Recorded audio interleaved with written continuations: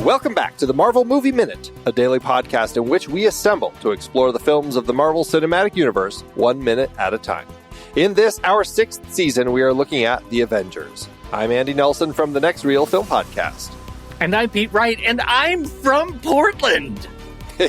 You sure are. Today we're talking about Club 54, which begins with Steve wondering about Loki's play and ends with a weekend in Portland. Look at that, Pete. You can hang out with Tony and Coulson. This is the whole reason I started doing this show, so we could get to this minute. This is why you're here. That's right. The one. Back on the show, it's Robin Burdge all the way from minute 19. Hello, Robin. Hello. What's happened? What did I miss? Oh, boy. So much. There's been a lot. So much fighting. And now we're here on the Quinjet, and our heroes are sitting around the table talking. And I wanted to know specifically from this minute, what reason did you pick this particular minute? Some may say it might be Thor's comic timing. One might say that I'm sitting here going, I know Cap's going to say I got that reference any minute now, but oh wait, it's not this minute. He seems to be sitting in the same place. No, I'm intrigued by the dialogue at the end of the scene where Tony walks in with Coulson, and I am so glad that I have a Portland native, and depends what Portland we're talking about, to explain it to me. True. Is that ever cleared up? The correct Portland, I think. It's the correct Portland. Let's go ahead and presume it's the correct Portland. So I'm sitting right here, you guys, right here in the correct Portland. We don't need to litigate this any further. It's at Portland, Minnesota, right? Look, we brought you on this podcast. We can kick you right off. I thought you were the one who told us there were no cellists in Portland, Pete. I think you've already sold us that it wasn't your Portland. Damn. I don't remember the stuff I say on this show. You're just in a fugue state the entire time. Right? I'm in a fugue state most of the time. All right. Well, we're in this conversation with our heroes around the table here. And, they're having this conversation trying to figure out what's Loki's plan. As Steve, the minute starts right before this minute, Steve said Loki's going to drag this out and then asks Thor, what's his play? So Thor responds, he has an army called the Chit-Army. And I guess let's start our conversation here, because that to me strikes me as the writer needing to get the Chit-Army, one, into the story again to remind us that there's this army coming, but two, also so that everybody else knows, oh, there's this army coming. Because how does Thor know all of this? Do either of you have any sense as to how that information would have made it his way? That, I think, is the central question. That's a huge question, because he just shows up, and he knows about the Tesseract. He's ready, and he never actually dealt with the Tesseract before. That was it. Was he sent down? Did he go in and meet with M and Q in his headquarters in Asgard, and they gave him the mission to go get Loki because of the Chit-Army, and that was. Can you honestly tell me you didn't see that coming? Come on. I mean, it makes total sense. They wrote it that way, demanding that concatenation of terms. The Chit-Army. It's more the Chit-Air Force. I'm just saying. Okay. I mean, there's a whole branch, the Chirines. That sounds like an exotic fruit. So that is the real question. Did he come down preloaded with the information that he would need to tell the rest of the Avengers? I'm going to say no. We'll note, he is massively more chill in this minute in the helicarrier than he was when he was trying to beat the crap out of these Avengers who were standing in his way of getting to Loki a few minutes ago. So, It is what it is, but I feel like he had to have been given some information. Otherwise, it's magic. I think he visited Odin in his prison cell and got some good, information on, maybe some of the motives of this killer that is out and about. Yeah. I'm making a Silence of the Lambs reference. I'm sorry. Yeah. Oh. the whole thing is a little funky. Now, I know there was an element in the comics where when they figure out that Loki, where Loki is, Frigga tries reaching out to him and is trying to, I'm not exactly sure, try to convince him to come home. He refuses to respond, though. And I'm just wondering if in that comic, which I haven't read that one, but I am wondering if there is some sense of Frigga having like at least tapped into his mind a little bit to learn more as to what he's up to. But otherwise, it's like, I don't know how anyone on Asgard would be able to figure all of this out, especially since as we've been kind of having these conversations about the Chitauri and everything, that they're from like this hidden world. As Thor says right here, they're not of Asgard nor any world known. And so it ends up feeling so forced just to throw this in here, just so I guess our heroes needed to know who they were up against. But I don't know if they even needed to. And maybe that's why I end up getting frustrated with it, because it's like, did we even need to have this information in here? Were they minted on space rocks? Is that where the Chit-Army is from? Like that is the most, I think of all the things, we're looking at a movie about superheroes based on comic books. Yeah. And this line feels like in the some of the most comic writing that we have in this entire, in an otherwise incredibly grounded comic book movie. I'm just trying to think of the specifics of Thor's world and what he has access to. And then you go, oh, wait, he's a god. So doesn't he just know everything? Or is it Odin that knows everything? And then you have Idris Elba who sees everything. Maybe Idris Elba has just been, I'm sorry, I forgot his name, has been watching Heimdall, of course, Yeah. Has been watching all this go down and is like, oh, I better tell Thor. But here's the thing. Here's the thing with that, Robin. Like, they're gods. They know everything, but do they know everything about each other? Because in Asgard, there is not necessarily a sense that all gods know everything about each other all the time. Well, if you're a fellow god, I suppose you can. You have the ability to unlock the secrets of other gods, or just keep them secret. Yeah, keep them secret. Right. Yeah. It does end up feeling like one of those things that they felt we needed to have our heroes know, just so they knew he was up against an army. But I feel like they could have done it where Thor, I mean, he could have even come down and said something like, word is he has an army, or he's built an army that he's planning on using to invade, or something. I don't know. I just don't know if we needed to define it as the Chitauri, other than just to remind the audience, oh yeah, remember those things that you caught a glimpse of at the very beginning? We're still talking about those because they will come into play at some point. Right. Yeah. Well, maybe, we could rewrite this even to make it even better, because, we could probably do better than Joss Whedon. In many things. The other is upset that Thanos is using his arm. Maybe, I'm not sure if he's a Chitauri. So let's say it's his army, and it's like, and he's realizing that Loki is just going to take over his army. So he gets upset about it and tips off, of course, the one person you'd want to go to take care of Loki would be Thor. I don't know. Yeah. Interestingly, the other is in the Marvel Wiki is noted as being a Chitauri, but there isn't really a lot about him that looks Chitauri-ish, especially like the six fingers, like the way that his face is structured. I mean, it doesn't quite look the same. So I don't know. Maybe it's just a different type of Chitauri. Who knows? But that was that one time when he and his other family members haunted Nicole Kidman for that one movie. I'm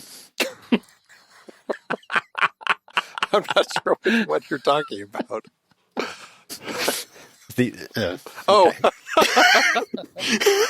Yeah. That one. Sorry. Yeah. I'm just here to pad out the podcast. Keep talking. Deep cut, Burdge. That was funny. I never counted her fingers close enough in that film. That's the problem. She probably did have six fingers also. So I actually when we open this minute, we have this shot of Thor, deep in thought. He seems to be, I don't know, I guess he's just kind of resigned. He's just like, well, I guess I'll just hear them out, and if I disagree, I'll just take my brother and continue with the plan that I had, which was take my brother home. But yeah, now he's kind of resigned. It's this very pensive Thor that we start the minute with. And this, I mean, we talked about this at the very end of Captain America in the post-credits when they have that little trailer, because this shot is featured in there. Like, why are we getting this such like mopey shot of the Avengers like sitting around a table? It doesn't seem like the heroes I want to watch. I wondered why he was like posed like a model when I saw that trailer originally. I was like, what is Thor? What are they doing with Thor? Was he...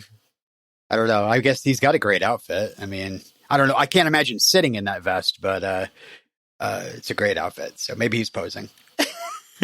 They're showing us that, hey, we've changed his costume. He is now sleeveless. That's exactly what it is. Check out these biceps. He is now sleeveless. Yeah. It is an interesting way that he is behaving here in this minute. And as you said, Pete, it's like, you know, it's very different from how we had just seen him in this fight. He was very headstrong going in and fighting Iron Man and striking his hammer at Captain America, like very much the hot-headed warrior is that we get. This is kind of that moment where he has settled down. He's, I suppose, in a place where he is kind of willing to listen, but probably always listening for the clues that he needs to get out of there. You know, like, okay, that's where the Tesseract is. I can go get it, get Loki, and then we can get the hell out of here. Yes. Which makes sense. I mean, at this point, other than knowing that obviously he is the one who knows that Loki has this access to the Chitauri, but I'm assuming that he also recognizes the fact that, hey, if I get the Tesseract and I get Loki and I take him back to Asgard and we put him in our little dungeon, he's not going to be able to do anything anymore with the Chitauri, and that's the end of that. Mm-hmm. So, to a certain extent, his plan actually probably makes the most sense. Get the Tesseract into his hand and get them the hell out of here. And right? get out of there. Yeah, right. Great talking to you all. Good, nice to meet you. Except you, Goatee. Yeah, right. So, this kind of opens up with Steve saying, Thor, what's his play? And yeah, that trailer that we saw at the end of Captain America with them sitting around, is kind of, dopey looking. But we've been, as fans of comics and wanting looking forward to, oh my God, all these heroes are going to get together and we're going to have an Avengers movie. Are you kidding me? Like this Thor, what's his play is very much like, here we go. Like Steve's taking charge of his team. I need a briefing. Let's work on a plan together, So it's kind of exciting to see Steve just, assume leadership or direction. Like this, so this you like this is the time when you feel like that this is the movie you wanted to see. Yeah. Since the last minute I saw was Bruce Banner and Natasha Romanoff in somewhere Central America. All of a sudden India. No, I'm just kidding. Oh, it was India? It's India. Yeah, they did great, right? Okay. Sorry. What movie are we watching? Okay, but to your point, though, I mean, so you came in earlier in the season talking about the team building. Now we have the team. Thor has finally showed up. And now we have essentially everybody except Hawkeye, who is still being mind controlled by Loki. And they're all around this table. And to your point, we are starting to draw out various personalities of these different people, right? We have Steve, who's kind of setting up this position of leadership, the one who's trying to guide the conversation to figure out a plan.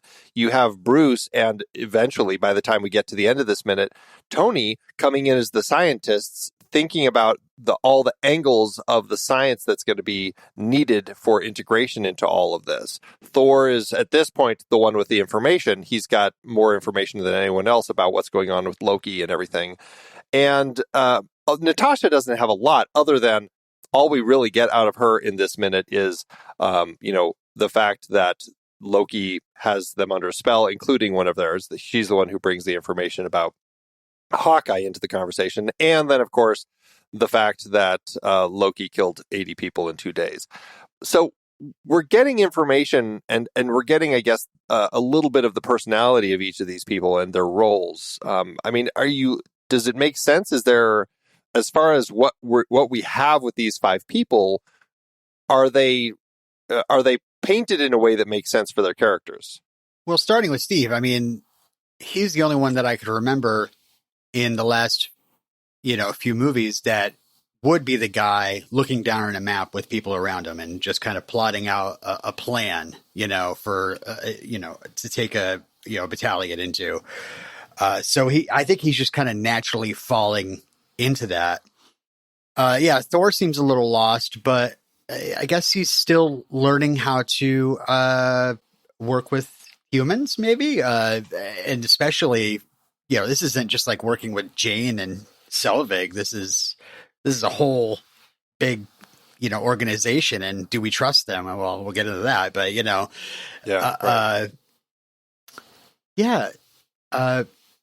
Natasha, I think she's a company girl. She's working with Shield, and she's trying to help them, and Bruce is thinking about the science. Yeah, I mean, I think they're all kind of falling into the role, and Tony's being, his usual self, where he's like, I have information, and I'll just throw it out there, like, duh, and and be above everybody, I do like that they are finding ways to build the team. I mean, yes, it would be nice to think that you have 6 people, they're each going to have kind of a defined part of kind of being on the team. How will they fit with those others? And that's an element that I mean, to your point, Thor at this point seems a little lost, other than having a lot of information. Natasha, I mean, as the company girl, as the person here who kind of at this point probably has been with Shield certainly the longest out of this group. Like I kind of, I don't know, I maybe would like a little bit more out of her. Like, I just don't feel like we're getting much out of her, other than she's upset that her friend is still under Loki's spell, and certainly seems to have it out for Loki. But it is interesting. And I don't know, I guess as a group, I like that it's starting to feel like we've moved past the fighting, and now we're coming to this place where they will actually start talking, and they will start figuring out how to work together. And it still is going to take some time, but I like that we're getting to that place. Right. Well, and at this point, like, we hope, because it's still a little clumsy and dour. And I like that they're all, at least at a minimum, sorry, Jeremy Renner, they're all in the same room. Like, if that's the only win I can take from this sequence, then it's that. Of course, we're getting into some of my favorite dialogue in the movie, too. So there's definitely some good dialogue in here. And I guess that's that's a hard thing to do. And I suppose this is likely one of those challenging things that people who would say, oh, how are you going to do a team movie? You have all these, these big actors, they're all going to want to say all the big lines. They're all going to want to have the big parts. But I still think that it does feel like there ends up being, largely, I suppose, but it does feel like there is balance, and we're kind of getting the personalities of them. They're all getting to say things. And I think that's probably one of the reasons why this film works, right? Yeah, I think that is one of the hallmarks of the film, right? I mean, I feel like we still hold this movie up as the example of how to do a team-up movie, because it was the first one that actually felt like a team-up movie, where it wasn't just like a lead singer and the rest of the band. Like, it actually does give the characters, by and large, even sort of steel around the table. And good for those actors to all like go, okay, we're in this for this, and yeah.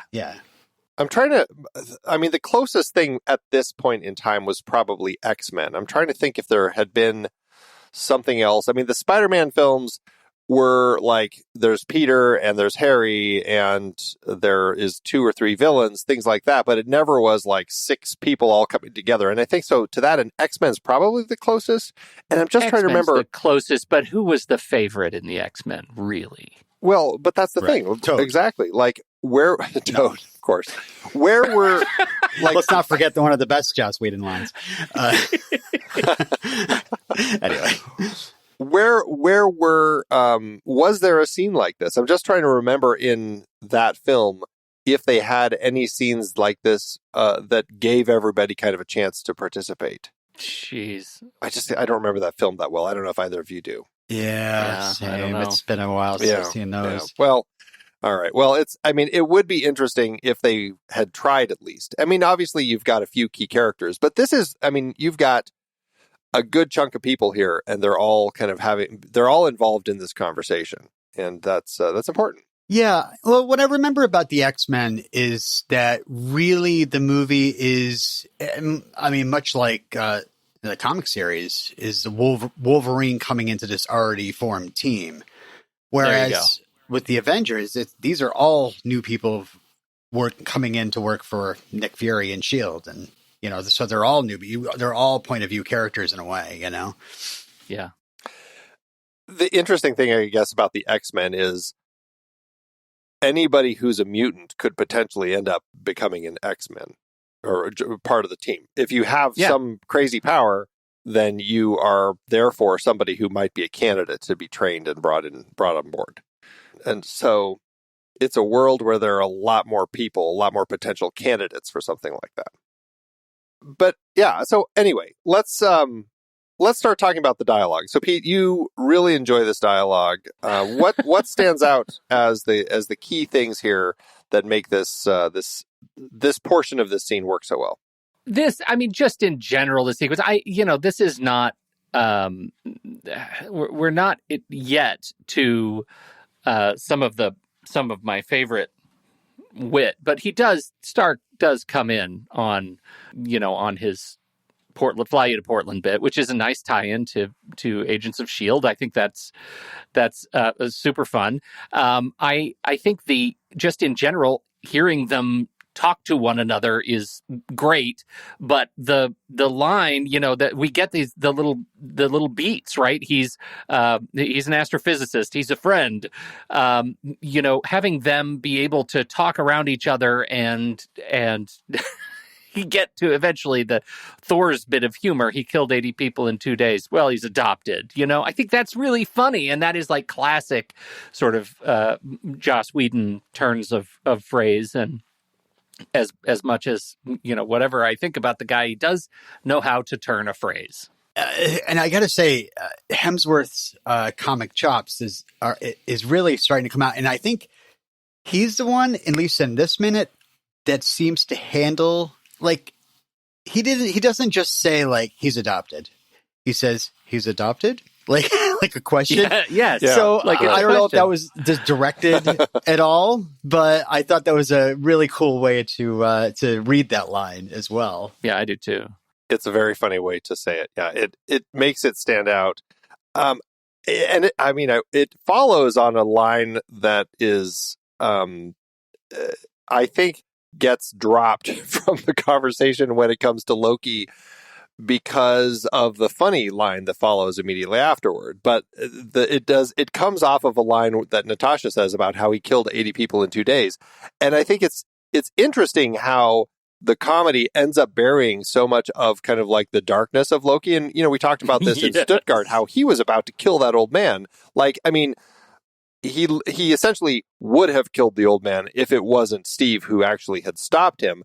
And so, it's a fairly dark Loki that we have here. And this is the Loki that gets the TV show and everything. And so it's interesting how easy it is to kind of wipe all of these sorts of things away from Loki just because Tom Hiddleston is such a charming actor and we enjoy kind of this mischievous character. But he is fairly dark. And I'm assuming the 80 people, I'm guessing they must have just been the people at Project Pegasus. Maybe they're throwing in the scientist and the guards and some other people in Stuttgart, but I don't think really there weren't any deaths there, largely other than the very specific people they were attacking. It's a lot of people. I just did not. I was thinking that too. I was like, where did the 80 people? 80 people. Yeah, I mean, I guess it's just because, I mean, we saw there were a lot of vehicles still trying to get out of the base. Yeah. And so I'm guessing a lot of people just didn't end up making it out and kind of got crushed as the whole place collapsed, which is horrifying. Truly. Let's give the guy his own show, right? Although the interesting thing about that is, do you say that Loki killed those 80 people? Because it kind of is the Tesseract, and it's the kind of the misbehaving, the unstable and nature of it at that particular point that kind of leads to that explosion/implosion. Is it Loki's fault? Would they be pinning that to him? Well, I think they are. I think they're pinning that to him, sure, because he's the sort of architect. He's the instigator of all of this. Like, if they took Loki out of everything, there would be no more trouble. Yeah. Is the idea. Again, get the Tesseract off the planet. Get the Tesseract and Loki off the planet. Follow Thor's plan. Had they just followed Thor's plan? They should give it to Rose and have her throw it off a ship, and we'll be done with it. Why did, darn Howard Stark could have just left it there, but... Come on, Howard. I know. It is interesting that they figure out this whole thing with the portal and that they're going to use the Tesseract for a portal, talking about kind of their conversation to bring the Chit-Army in here. And I thought that this was an interesting thing, just something that I suppose is worth talking about, because they don't call it a wormhole. I know in Thor, they had talked about like traveling with wormholes and all of this sort of stuff, and then this rainbow bridge. But what we're really getting here is a portal that is opening up and move, so people can move from one place to another. And so I had a question, and I just wanted to make sure that I'm thinking of wormholes correctly in this world. When, like, Peter Quill, for example, is traveling and they do those little hexagonal shapes in the sky, is that wormhole travel that they're doing there? Did they ever describe that as such, or are we just kind of implying that? Yeah, when they do that jumping, the hole jumping? What did they call that? I don't know. What do they call that? Well, that's the thing is, like, I don't know if they call it anything, but it would, my thinking is that the implication is that's wormholes. Like they're opening up, I don't know, a whole hexagonal grid in the sky of possible wormholes to go through and then going through one, but I don't know. Yeah. That's a whole lot of iridium. That I think that's a fair. Yeah, it's a lot of iridium. I think that's a fair assumption to make. But you're right. I don't think they clarify. But again, it's been a long time. Yeah. Well, we'll get there. We'll get there, Pete. Yeah, we'll get there. Who's this Peter Quill you're talking about? Let's make a note. By the time we get there, I'm going to put that we'll on have a completely Post-it. forgotten about this conversation. Have we ever had wormholes in the movies? Right. Yeah, right. Is it weird that Jane isn't brought up here as a scientist? Is Eric only brought up because he happened to be the one kidnapped, even though Jane is the one who kind of had been doing a lot of the science at the time? Or is this just, we don't have Natalie Portman budgeted for this film, so we have to keep her out? I think, I mean, they do set it up in the extra scene, the after credit scene where Loki is there. So, I mean, they set it up that way. Did they do it because they knew they were going to get Natalie Portman, or did they think we need somebody that can do a real vacant look? Well, there's that girl who did Queen Amidala. We have her. She's got enough of that. So we'll stick with Skeleton Skarsgård. Yeah. So I don't know. I'm assuming because he's pretty much like sidelined and shows up to do some like, hey, we got it almost together, Loki, throughout this movie. But I don't think that's anything Natalie Portman would want to. I mean, I don't know why Stellan Skarsgård other than like, how much you paying? He takes anything. Yes. Well, would it have, what shape would the story have taken if it was Jane who was involved in all of this, and Jane was the one who Loki took mental control over to help with all of this, and Jane and Hawkeye were the two that were kind of now helping him build all of this?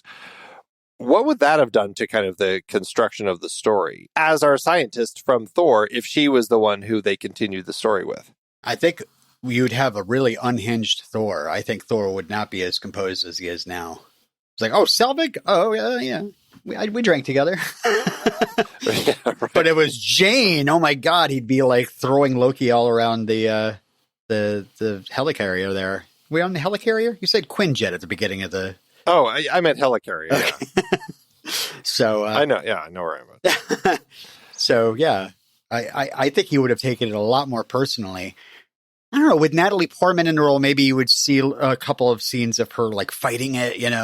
Give her a little bit something more to chew on. Something more to chew on. That's exactly it. I don't know. I mean, it seems to me like, because so much of what Jane could do because of their relationship is to balance him out and soften him out, and to see her in trouble, I think you're right. I think it would have made a very challenging story to architect around his emotional discomfort as this god on Earth, and I think it would have been super distracting from the team up.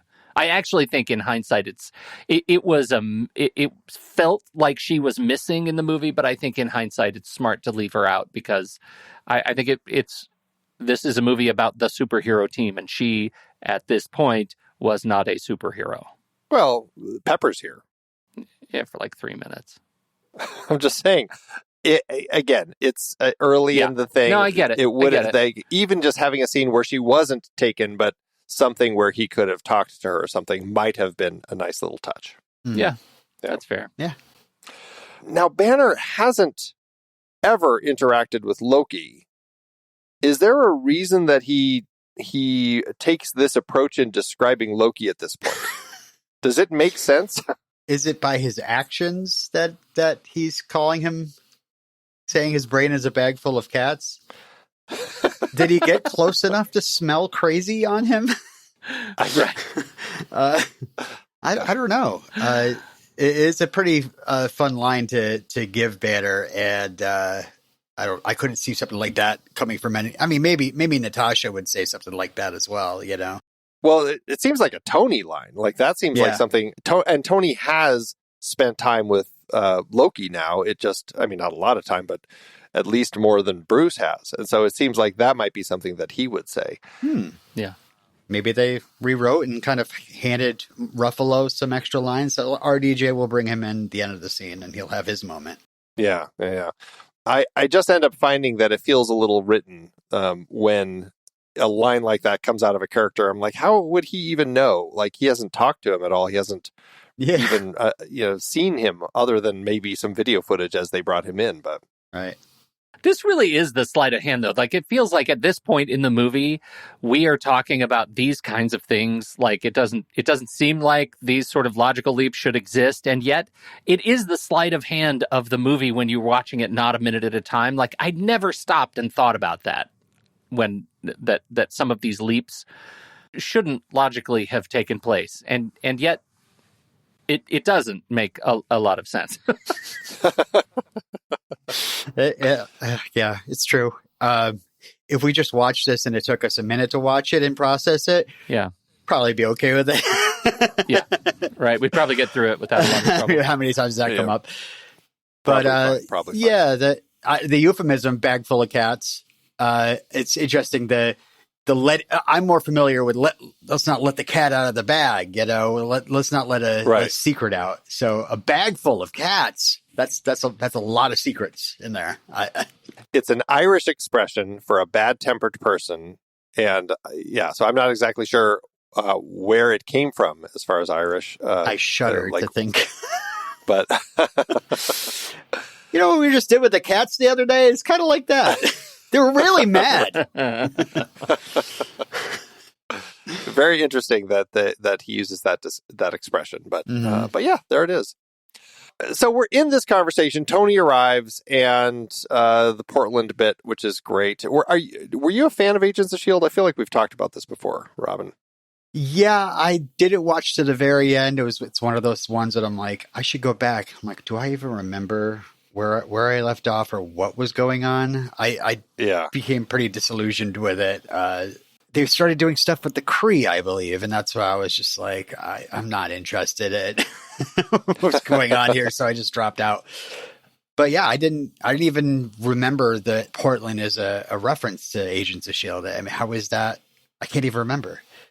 Well, it's actually a reference from the film. Like this film, since it happened first, and they talk about the cellist and how she moved to Portland, all of this, and this is that whole thing. And it's an interesting conversation tool that, you know, our fair writer director uses to kind of like bring these little bits through here, and then it'll take us to, you know, we'll have more of the conversation about the cellist and meet her in Agents of S.H.I.E.L.D., albeit briefly.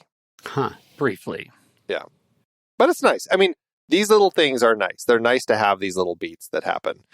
Because, I mean, they're the beats that end up kind of making the characters. Like, they're the character moments that we have. And it's just short intro, outro sorts of bits that the writer does so well, but it does give us a lot of those little meaty bits.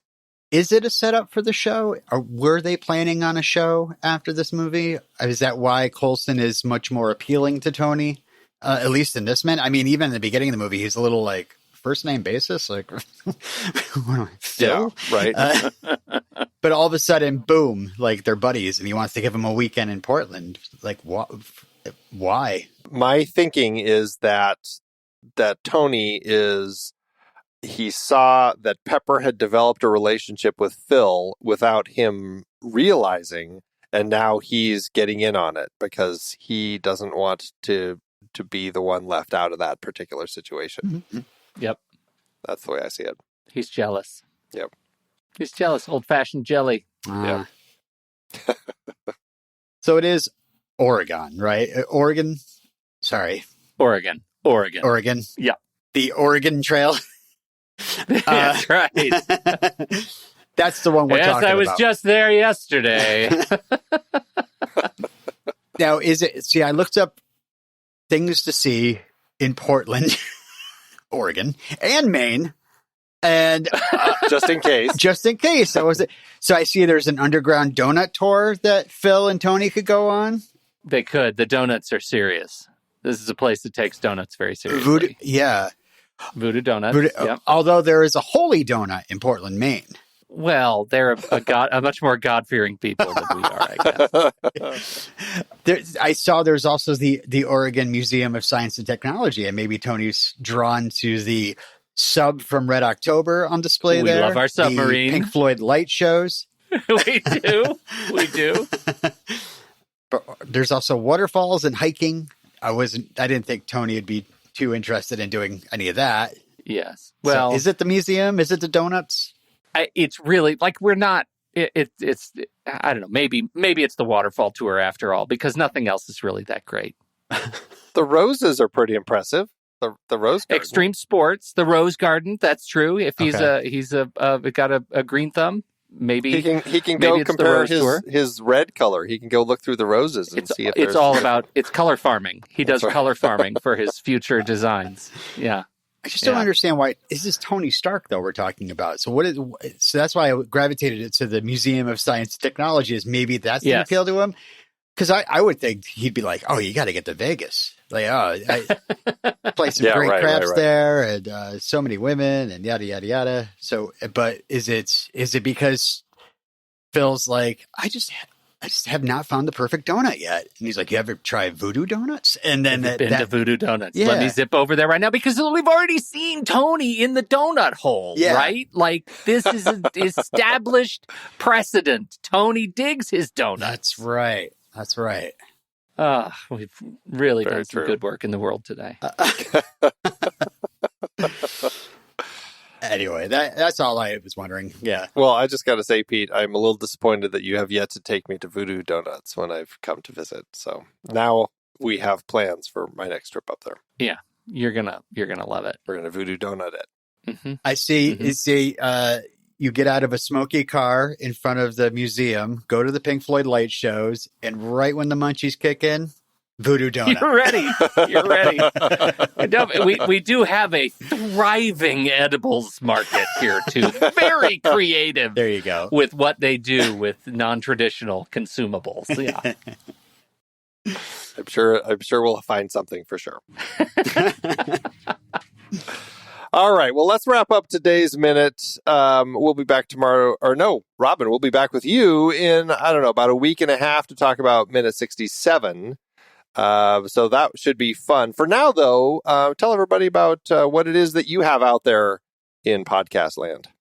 Right now I have Karate Kid Minute, which is on hiatus until the final season of Cobra Kai comes along. And if they decide to make another Karate Kid movie that might be worthy to break down into smaller bits to talk about.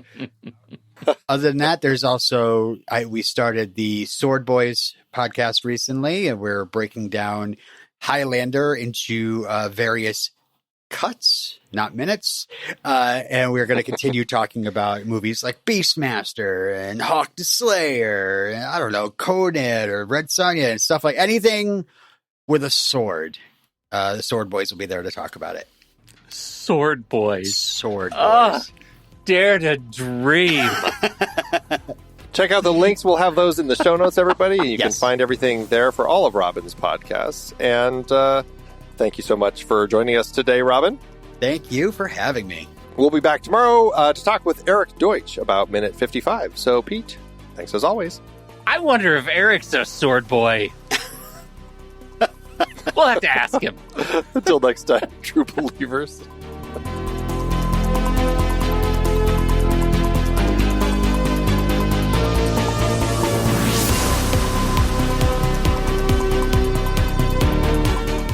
Marvel Movie Minute is a production of True Story FM, engineering by Andy Nelson. This season's music is Message to the World by Anthony Vega, and this season's show art is by Winston Yavo. Find the show at truestory.fm. If your podcast app allows ratings and reviews, please consider doing that for our show.